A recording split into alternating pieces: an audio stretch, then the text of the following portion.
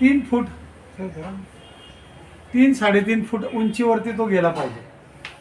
3-3.5 फूट उंचीवर लागण्याचं कारण काय? तिचं प्रेशर पाण्याचं येणार आहे ना, ते तुम्हाला प्रेशर पूर्ण तुमच्या आत उदुद्वारातून आपल्याला आत सोडायचं आहे. हे पूर्ण प्रेशर गेलं पाहिजे है ना.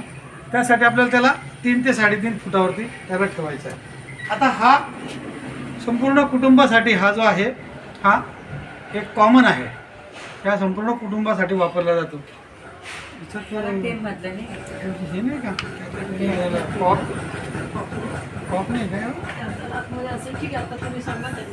बरं, याच्यामध्ये एक असा कॉक येतो, इकडनं पण तो कॉक याच्यात फिट होतो आणि एक कॉकचा भाग जो याच्यात फिट होतो. जसं आपण 2 नळ्या जोडण्यासाठी जे काही आपण एक वापरतो टी वापरतो नाही का, तसा तो कॉक येतो. तुम्ही हे एक कॉक या बाजूला असं गृहीत धरू आपण लागलेला आहे, त्याला एक असं वरती नळ जसा बंद करतो तसा बंद करण्यासाठी एक कॉक येतो. तुम्हाला भरायचं यामध्ये 200 ते 250 ml पाणी, कोमट पाणी है ना, कोमट पाणी 200 ते 250 ml पर्यंत. तिथे खूण करून ठेवा, तुम्हाला किती लागते 200-250ची तेवढंच पाणी घ्या, जास्त घेऊ नका. विनाकारण तुम्ही 1000 लिटर भरून घेणार त्याचा त्रास होणार, तो पण नको. म्हणजे शरीर शुद्धीची क्रिया करायची आपल्याला यामध्ये. हां, ही बस्ती क्रियासारखी क्रिया, शरीर शुद्धीची क्रिया. यामध्ये हा कॉक येणार, हा कॉकला हा कॅथेटर म्हटलं.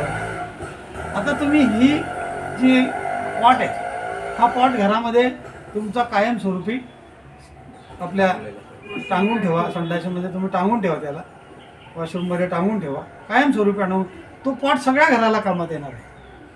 हा जो पॉट आहे हा सर्व घरातल्या मेंबर्सला कामात येणार आहे. फक्त तुम्हाला बदलवायचं आहे काय, प्रत्येकासाठी एक कॅथेटर. याची किंमत 10 ते 20 रुपये आहे. एक कॅथेटर 20 रुपयाचं आहे. तर तुम्हाला ही नळी आणि त्याला लागलेला कॉक हा संपूर्ण सेट तिथेच ठेवायचा आहे. प्रत्येक वेळेस काय बदलायचं आहे आपल्याला, फक्त कॅथेटर बदलायचं, प्रत्येकाचं वेगवेगळा. आता आपण कॅथेटर ह्या ठिकाणी याला जॉईंट केला, कॅथेटर या ठिकाणी जॉईंट केला. त्या कॅथेटरला इथे 2 होल आहेत, इथे छोटे छोटे 2 होल आहे, खाली एक वर आहे. मी तुम्हाला प्रत्येकाला तो पाहायला पाठवतो. तर ह्या 2 होल्स आहेत इथे. आता तुम्ही हा कॅथेटर कॉकला जोडला, कॉकला जोडल्यानंतर तुम्ही एक याचा जो भाग आहे, हा जो कॅथेटरचा भाग आहे हा क्लिअर आहे का नाही हे पाहण्यासाठी आपल्याला काय करायचं आहे, याला कॉक चालू करून घ्यायचं आहे. पहिले पाणी भरलंय, कॉक चालू, कॅथेटर लावलाय, कॉक चालू करून घ्यायचा आहे. थोडंसं त्यातनं पाणी बाहेर निघू द्यायचं आहे, परत कॉक बंद करून टाका.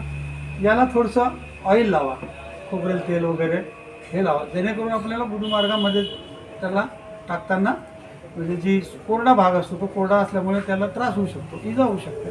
ते न होता अगदी सहज जातं. एवढा त्याला आपल्याला गुरुद्वारामध्ये सोडायचं आहे आणि कॉक चालू करायचं आहे.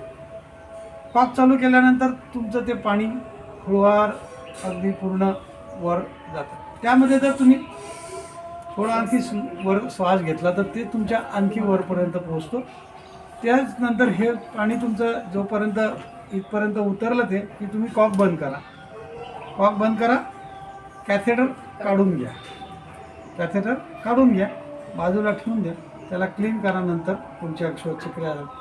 त्यानंतर जितका वेळ तुम्हाला पाणी आणखी थांबवता येत असेल तितका वेळ थांबण्याचा प्रयत्न करा. आणि ज्यावेळेस तुमचं ते तर थांबणारच नाही, परंतु त्यानंतर ते इतकं प्रेशरने निघतं, इतकं प्रेशरने निघतं. बघा तुम्ही एकदा एनिमा करून बघा, तुम्ही आठवड्यातून एकदा तरी एनिमा हा घेतला पाहिजे. माझ्याकडे घरी जेवढे वॉशरूम आहे त्या प्रत्येक वॉशरूममध्ये पॉट लागलेले आहे. घरात सगळ्यांच्या जवळ कॅथेटर आहे.